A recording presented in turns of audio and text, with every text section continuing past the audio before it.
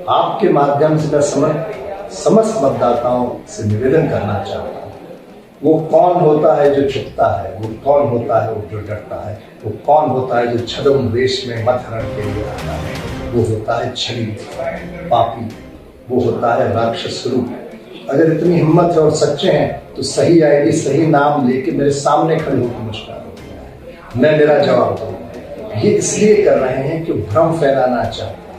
ये जो धर्म युद्ध है, ये धर्म युद्ध है और धर्म युद्ध में कंस का वध कृष्ण करेंगे। धर्म युद्ध में धर्म की जीत होगी। धर्म युद्ध में बदनावर का सद्भाव कायम रहेगा।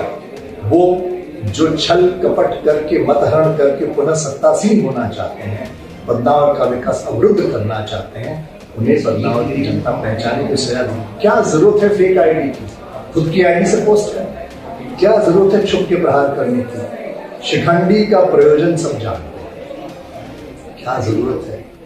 मैं ये पूछना चाहता हूँ मतदाता को से, आप सामने आए, मैं तो तैयार हूँ एक मन से पूरा चुनाव प्रचार करने के लिए। मैं तो तैयार हूँ एक मन से दोनों भाषण दे, एक मन से दोनों जनता, मैं तैयार हूँ, तो चुनौती देता हूँ। हिम्मत है तो आए, चुनाव लड़ेंगे। अब अपने बयानों में कहते हैं कि बदनावर का युद्ध धर्म युद्ध महाभारत का युद्ध है, लेकिन महाभारत में तो कृष्ण अपने मामा का वध करते हैं। क्या लगता है इस 2023 के चुनाव के दौरान मामा की जीत होगी या भांजे की जीत होगी? देखिए, कंस मामा का सर्वनाश श्री कृष्ण ने किया, सर्वविदित है। महाभारत कभी झूठी नहीं होती, तो पुनः वही चीज दोहराई जाएगी और षड्यंत्र के आधार पे, झूठ के आधार पे, प्रपंच और मायाजाल और रचित योजनाओं के आधार पर चुनाव जीतना चाहते हैं। बदनावर की जनता यदि स्वीकार नहीं करे, मुझे पूरा विश्वास है कि सब समझते। 5 साल विधायक क्या रह चुके हैं, उनके कार्यकाल में एक भी ग्रेवल्स फंड बने नहीं बने। उनके कार्यकाल में जितने भी भाजपा के वरिष्ठ नेता थे, खेमराज पाटकर जी ने साथ विराजमान, क्या किया उन्होंने? तिरस्कार, एक घृणा का भाव उत्पन्न आपस में कर दिया, जिसका परिणाम ये जहां वो जीत के गए 70,000 वोट उनके प्राप्त हुए, 9,900 हुए। 5 साल बाद तमाम तरह के आरोप प्रत्यारोप, और कर क्या रहे हैं? निजी प्रहार, निजी आरोप, निजी झूठे कुछ भी मनगढ़ंत आरोप। क्या मेरे पे कोई एफआईआर है?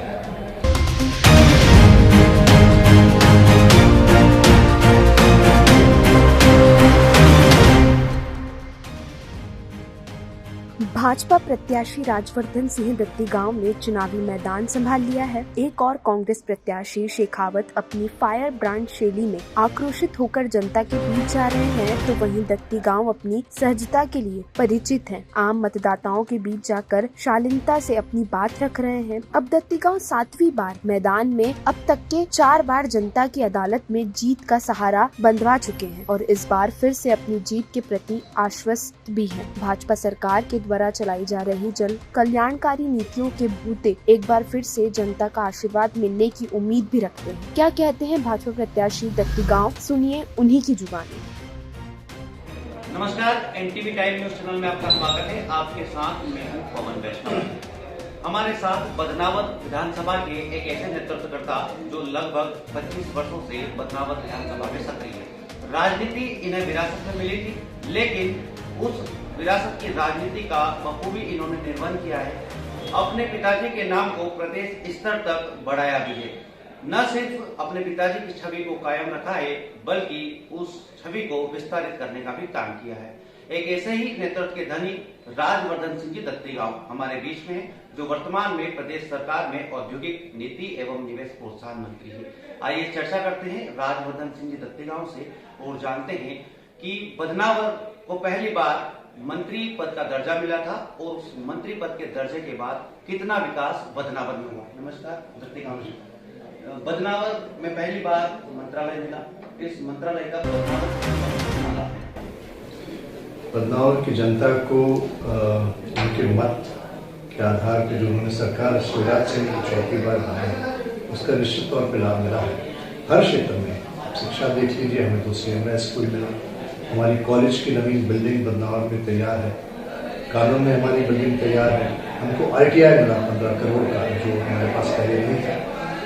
प्राइमरी से लेके मिडिल से लेके हायर सेकेंडरी स्कूल्स तक जहाँ जहाँ बाउंड्री वॉल्स की आवश्यकता थी, करीब 70 बाउंड्री वॉल हमने निर्माण करके पीएम श्री में सिलेक्शन हमारे गोद के स्कूल का हुआ है, सादलपुर के स्कूल का हुआ है। स्वास्थ्य के क्षेत्र में हमने सिविल हॉस्पिटल पाया पटनावर में, गोद में हमें हॉस्पिटल मिला, कानून में हमारा हॉस्पिटल बनकर तैयार है, ऑक्सीजन प्लांट सेंटर हमें मिले, 8 एम्बुलेंसेस हमें मिली, सिटी स्कैन मशीन हमें मिली, सोनोग्राफी मशीन हमें मिली, डेंटल केयर हमें उपलब्ध है, डायलिसिस की सुविधा उपलब्ध है। सभी जगह केसूर से लेके कानून से लेके कोर्ट से लेके बड़ा ऑक्सीजन प्लांट मिले, ऑक्सीजन सिलेंडर्स मिले। मेडिकल सुविधा के अलावा हमें सिंचाई के क्षेत्र में हमको बागेड़ी और चामला दोनों नदियों के बराजेस मिले। नर्मदा का कार्य प्रगतिरत है, 2 साल में नर्मदा का कार्य पूर्ण होगा। 50,000 हेक्टेयर की सिंचाई हमें वहाँ मिलेगी। उसके अलावा जो सिंचाई का क्षेत्र छूट रहा था विधानसभा में, शिवराज सिंह जी ने मांडव परियोजना के तहत उसको स्वीकृति लिया है। उधर माही परियोजना के तहत 2000 करोड़ की परियोजना स्वीकृति, उसमें पश्चिम का क्षेत्र जुड़ रहा है। पेयजल के क्षेत्र में हर घर जल हर घर नल में मोदी जी के संकल्प के अंतर्गत करीब सभी गाँव में पेयजल का कार्य चल रहा है। इस प्रकार से करीब हर सेक्टर में काम हुआ। खेलकूद हमारे इंडोर स्टेडियम बदलाव में मिल रहा है, इंडोर स्टेडियम का काम प्रारंभ हो गया है। हमारी कई खेल प्रतिभाएं इससे लाभान्वित होंगी, तो हर क्षेत्र में हमें लाभ मिला है। सड़कों के क्षेत्र में करीब 24 सड़कें हमारी मंजूर है। रेवल सड़कें जो पहले एक भी नहीं बनी थी पूर्ववर्ती कार्यकाल में, रेवल सड़कें बन रही हैं, जहाँ जितनी मंजूर है उससे 2 गुना 3 गुना ज्यादा सड़कें, तो हर प्रकार से लाभ निश्चित है। आपके प्रतिद्वंदी प्रत्याशी पवन सिंह शेखावत, वो आपको भानेज कहते हैं। एक बयान दिया था उन्होंने कि वो मेरे भानेज में मामा को साथ में लेकर चुनाव लड़ेंगे। अब अपने बयानों में कहते हैं कि बदनावर का युद्ध धर्म युद्ध महाभारत का युद्ध है, लेकिन महाभारत में तो कृष्ण अपने मामा का वध करते हैं। क्या लगता है इस 2023 के चुनाव के दौरान मामा की जीत होगी या भांजे की जीत होगी? देखिए, कंस मामा का सर्वनाश श्री कृष्ण ने किया, सर्वगत है। महाभारत कभी झूठी नहीं होती, तो पुनः वही चीज दोहराई जाएगी। और षड्यंत्र के आधार पे, झूठ के आधार पे, प्रपंच और मायाजाल और कूट रचित योजनाओं के आधार पे चुनाव जीतना चाहते हैं। बदलाव की जनता बिल्कुल स्वीकार नहीं करेगी। जो पूरा विश्वास है 5 साल विधायक रह चुके हैं, उनके कार्यकाल में कि एक भी ग्रेवल सड़क बने नहीं। उनके कार्यकाल में जितने भी भाजपा के वरिष्ठ नेता थे, खेमराज पटवारी जी मेरे साथ विराजमान, क्या किया उन्होंने? तिरस्कार, एक घृणा का भाव उत्पन्न आपस में कर दिया, जिसका परिणाम ये जहाँ वो जीत के गए 72,000 वोट उनके प्राप्त हुए, 9,925 जीत। 5 साल बाद वही विधानसभा, वही कार्यकर्ता, वही मतदाता, प्रचंड पराजय। 41 के आगे 41 के चुनाव आए, पुनः वो चुनाव लड़ने आ रहे हैं। और चुनाव लड़ने इस बार आ रहे हैं दूसरे रूप में, दूसरे वेश में, कांग्रेस के प्रत्यक्ष। कांग्रेस इसको तमाम जीवन भर गालियां देते रहे। मोदी जी को पूछते थे, आज मोदी जी को हटाने की बात करें, ये अकल्पनीय है मतदाताओं के लिए भी और भाजपा के कार्यकर्ताओं के लिए भी। और कांग्रेस का कार्यकर्ता भी इस बात के प्रति स्पष्ट है। कांग्रेस के कार्यकर्ता को पता है कि जो व्यक्ति भंवर सिंह जी अपेक्स बैंक के चेयरमैन भारतीय जनता पार्टी ने बनाया, भारतीय जनता पार्टी ने उन्हें 4-5 चुनाव लड़ने का मौका दिया, 2 बार उन्हें विधायक बनाया, बहुत सम्मान दिया। उसको छोड़ के अभी भी वो दिल्ली में डायरेक्टर हैं सरकारी संस्थाओं में भारतीय जनता पार्टी की वजह से, वो सब छोड़ छाड़ के कांग्रेस में क्यों है? राष्ट्र निर्माण के तो नहीं, राष्ट्रभक्ति के लिए तो नहीं है, परम वैभव पर भारत माता को ले जाने के लिए तो नहीं है, अंत्योदय के भाव से तो नहीं है। वो गए सिर्फ विधायक बनने के लिए। विधायक बनने की लालसा 72 साल की उम्र इतनी प्रबल कि तमाम जीवन में पार्टी ने जो उन्हें दिया सब छोड़ दिया, सब भूल गए।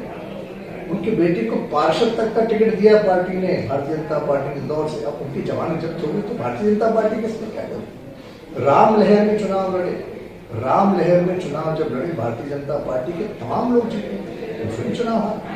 अब वो फिर बदनावर आए, क्यों आए? बदनावर के विकास की तो बिल्कुल नहीं है। बदनावर के लोग जिनको जरा भी चिंता होती है तो कोरोना काल में कम से कम एक घर जाके पूछ कर देते हैं कैसा। उस दौर में वो कहाँ थे? जैसे कोई बिल में दुबक के डर के छुप जाता है, कहीं किसी बिल में थे, बदनावर में तो नहीं। बदनावर के घरों में नहीं थे, बदनावर के अस्पतालों में नहीं थे, बदनावर के रेमडेसिविर से इंजेक्शन दिलाने में प्रतिष्ठित इन्हीं के। खेमराज जी पूर्व विधायक हमारे इनके भाई मौत से संघर्ष कर रहे थे। हम लोगों ने सबने प्रयास करके उनको कमिश्नर से इंजेक्शन दिलाया, भगवान ने हमारी प्रार्थना, वो लौट के आ गए। एक बार भी उन्होंने खेमराज भाई के परिवार को फोन लगा के पूछ लेते कि मेरे से क्या मदद चाहिए। इंदौर में बैठे थे, इंदौर में कमिश्नर, किसी प्रकार की कोई संवेदना नहीं। अब लौट के आए तमाम तरह के आरोप प्रत्यारोप, और कर क्या रहे हैं? निजी प्रहार, निजी आरोप, निजी झूठे कुछ भी मनगढ़ंत आरोप। क्या मेरे पे एक भी एफआईआर है? किसी भी जुल्म में मेरे पे एक एफआईआर है? उनके खुद के एफिडेविट है 2013 की विधानसभा चुनाव के द्रुत अधिनियम के अंतर्गत एफआईआर जुआ सट्टा रंगे हाथों पकड़ाए वो होटल मशाल में 50,000 रुपये चार्ज। 2016 में हाथ जोड़ के प्रार्थना करके करबद्ध निवेदन करके शिवराज सिंह के सुधरो लोकायुक्त का केस कैसे हुआ? अपेक्स बैंक के चेयरमैन रहते हुए उनके केस। क्या कभी इनके बारे में बात करें? धर्म की बात करते हैं तो भारतीय जनता पार्टी के कार्यकर्ताओं को फोन लगा के कह रहे हैं अरे मैं कांग्रेस में चला गया, लेकिन मैं हूं तो आपके। अगर आप भारतीय जनता पार्टी के आज भी हैं, बोलिए मैं राम मंदिर बनाने में समर्थन करता हूं। 1 रुपया राम मंदिर में दिया हमने दिए 10 लाख रुपए राम मंदिर निर्माण के, और न सिर्फ अभी दिए जब भाजपा में है, उस जमाने में जब मेरे पिता कांग्रेस का चुनाव भी लड़ रहे थे राम लहर में 1990 में शिला पूजन की यात्रा निकली। मेरी दादी, स्वर्गीय दादी, जब वो यात्रा दत्ती गांव से वो आई, आगे आके उन्होंने वहां न सिर्फ धन समर्पित किया, संकल्प लिया, प्रतिबद्धता जाहिर करी, मेरी मां ने। तो मैं इसलिए कह रहा हूं कि कहां है वो भाव? वो भाव नहीं तो फिर आपने इतने जीवन के जो समय निकाला उसका क्या? और फिर आप कहते हो कि हम राष्ट्रभक्त हैं। अगर आप राष्ट्रभक्त हो तो विदेशों की गुलामी क्यों कर रहे हो? वो जो पार्टी, जो नेतृत्व विदेशी है, आज आप उनका चरणवंदन करके कह रहे हो मोदी को हटाएंगे।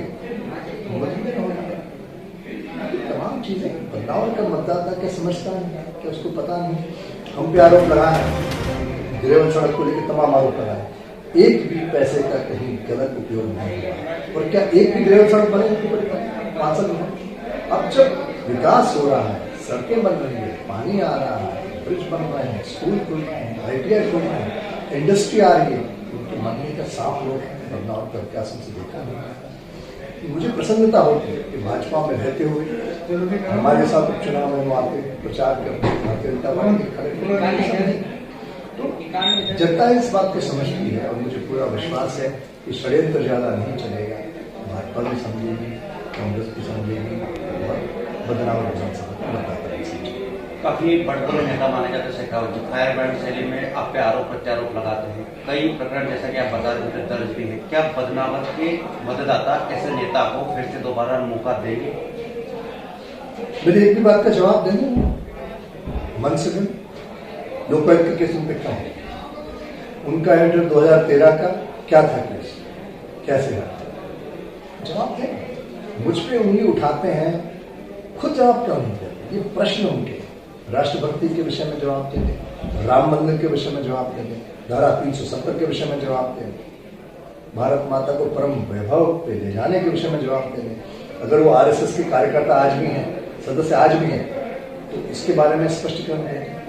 बहुत सारी बातें हैं। देखिए, व्यक्ति जो होता है, वो जो दिखता है, उसमें अंतर उनके स्वरूप और व्यक्तित्व में है। वो कुछ भी बोल दें, लेकिन जो करते हैं और जो बोलते हैं उसमें बड़ा अंतर है। तो बदलाव की जनता निश्चित तौर पर इस चीज को समझेगी, और मुझे पूरा विश्वास है कि बदलाव की जनता उनके भ्रम में, उनके मायाजाल में, उनके षड्यंत्र में बिल्कुल नहीं है। दत्ती गांव जी, आज का जो वर्तमान परिदृश्य है इसमें सोशल मीडिया एक सशक्त माध्यम होता है चुनाव प्रचार के लिए। अब जैसे ही शेखावत जी की कांग्रेस में एंट्री हुई, तब से बदनावर विधानसभा क्षेत्र में फर्जी आईडियो का मायाजाल, जो कि आप पे, आपके समर्थकों पे काफी आक्रोशित होते हैं, सामने नहीं आते, लेकिन पर्दे के पीछे से घातक प्रहार करते हैं। क्या लगता है, ये सुनियोजित प्लान है क्या? इसका उनको फायदा होगा या नुकसान होगा? बहुत अच्छा प्रश्न उठाया आपने। आपके माध्यम से मैं समस्त मतदाताओं से निवेदन करना चाहता हूँ, वो कौन होता है जो छुपता है? वो कौन होता है वो जो डरता है? वो कौन होता है जो छद्म वेश में मथरण के लिए आता है? वो होता है क्षणिक पापी, वो होता है राक्षस रूप। अगर इतनी हिम्मत है और सच्चे हैं तो सही आईडी सही नाम लेके मेरे सामने खड़े होकर मुझे आरोप मैं मेरा जवाब दूंगा। ये इसलिए कर रहे हैं कि भ्रम फैलाना चाहते हैं। ये जो धर्म युद्ध है ये धर्म युद्ध है और धर्म युद्ध में कंस का वध कृष्ण करेंगे। धर्म युद्ध में धर्म की जीत होगी। धर्म युद्ध में बदनावर का सद्भाव कायम रहेगा। वो जो छल कपट करके मतहरण करके पुनः सत्तासीन होना चाहते हैं, बदनावर का विकास अवरुद्ध करना चाहते हैं, उन्हें बदनावर की जनता पहचाने को सजा देगी। क्या जरूरत है फेक आईडी की? खुद की आईडी से पोस्ट करना। क्या जरूरत है छुप के प्रहार करने की? शिखंडी का प्रयोजन सब जानते हैं। क्या जरूरत है? मैं ये पूछना चाहता हूँ मतदाता को से, आप सामने आए। मैं तो तैयार हूं एक मन से पूरा चुनाव प्रचार करने के लिए। मैं तो तैयार हूं एक मन से दोनों भाषण दे, एक मन से दोनों जनता। मैं तैयार हूं तो चुनौती देता हूं। अगर हिम्मत है तो आए। एक एक बात का जवाब दूंगा, एक एक बात का जवाब दूंगा। और मैं फिर से कह रहा हूं मतदाताओं को, ये चुनाव राजवर्धन सिंह नहीं लड़ रहा है, ये चुनाव भारतीय जनता पार्टी लड़ रही है। विकास के आधार पर लड़ रही है, राष्ट्रभाव के आधार पर। और मैं एक और बात पूछता हूं, आप बताइए, हाँ, हम शिवराज सिंह जी को चौथी बार मुख्यमंत्री बनाने में अहम भूमिका में रहे। हमने हमारी विधानसभा के मतदाताओं से आशीर्वाद लिया, उनसे पूछा, उनके हित में निर्णय लिया। क्या राष्ट्र निर्माण और राष्ट्र भक्ति और राष्ट्र को और आगे बढ़ाने के लिए अगर हमने एक निर्णय लिया और मुख्यधारा में आए, अगर हमारी आंखें खुली और हमने इस बात का एहसास किया कांग्रेस पार्टी एक भ्रम फैला रही है, कांग्रेस पार्टी दिग्ध भ्रमित है, कांग्रेस पार्टी अपना लक्ष्य हो चुकी है और हम भारतीय जनता पार्टी के साथ जुड़े इस भावना से, तो हमने क्या किया और वो उधर चले गए तो क्यों चले गए? मैं फिर से आप लोगों से निवेदन करता हूं कि आप इसको जानिए, पहचानिए और समझिए कि असल में उनका ध्येय और उद्देश्य क्या है। 15 दिन में चुनाव खत्म हो जाए, उसके बाद इतने दिनों कुछ भी रहा हो बदनावर के इतिहास में पिछले इतने सालों में, खेमरा जुर्म 3 चुनाव हमने सामने लड़े, हम चुनाव हारे जीते, कोई परवाह नहीं, कोई फर्क नहीं। हमने कभी जनसेवा का पथ नहीं छोड़ा, हम जनसेवा से विमुख नहीं हुए। हमारे तो यहाँ है, जीते तो यहाँ है, हर परिस्थिति में, सुख में, दुख में, हंसी में, खुशी में हम यहाँ रहे। क्यों यहाँ है? हम इसलिए यहाँ रहे कि हमारा यहाँ के लोगों से लगाव है, रिश्ता है, कमिटमेंट है, संकल्प, इसलिए हम यहाँ वो यहाँ नहीं। अब फिर आए, कब तक रहेंगे ईश्वर जाने। आम मतदाताओं को क्या संदेश देना चाहिए? आम मतदाताओं को नहीं कहना चाहूंगा कि ये बदलाव का चुनाव है, बदलाव के भविष्य का चुनाव है। जो समय 3 साल का सरकार में मिला, हमने वो सब करने का प्रयास किया जो हमें करना चाहिए था, यथाशक्ति यथासंभव। आने वाले समय में जो काम अधूरे बचे हैं उनको भी हम पूरा करेंगे, चाहे सामुदायिक शेड का विषय हो, चाहे खेत सड़क का विषय हो, चाहे सिंचाई का विषय हो, चाहे शिक्षा का विषय हो, चाहे स्वास्थ्य का विषय हो। दिग्विजय सिंह जी का कार्यकाल सबको याद है, शिवराज सिंह जी का कार्यकाल भी सबको पता है, सोनिया गांधी की रिमोट कंट्रोल की केंद्र की सरकार भी सबने देखी है और नरेंद्र मोदी जी की अटल बिहारी की सरकार भी सबने देखी है। आपका निर्णय है, आप क्या चाहते हैं? राष्ट्र प्रेम का भाव जिसको लेकर आगे बढ़े, या राष्ट्रद्रोहियों को, आतंकवादियों को आगे बढ़ाने की, नक्सलवादियों को आगे बढ़ाने की, वामपंथियों को आगे बढ़ाने की, देश की विघटनकारी ताकतों को आगे बढ़ाने का जो स्वप्न देख रहे हैं लोग, उनका साथ। तो ये थे बदनावर से भाजपा प्रत्याशी राजवर्धन सिंह दत्तीगांव जी, जो कि एक बार फिर से जनता की अदालत में अपना भाग्य आजमाने के लिए उपस्थित हुए। इनको लगता है कि एक बार फिर से बदनावर की